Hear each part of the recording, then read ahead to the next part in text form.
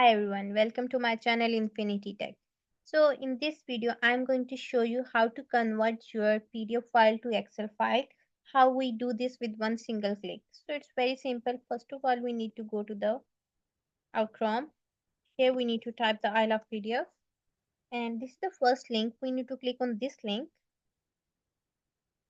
and here we have an option of PDF to the Excel. Just simply click on this, and then we need to select our PDF file. This is my shop file. I just need to convert this to the Excel. And here we need to wait for some seconds that our PDF is converted to Excel. Here you can go. Simply you need to download from here. And this is my Excel file. Here you can see our all data is in Excel format right now. So before that, our complete data is in PDF format. This is my PDF format, and before this, I can show you the Excel format.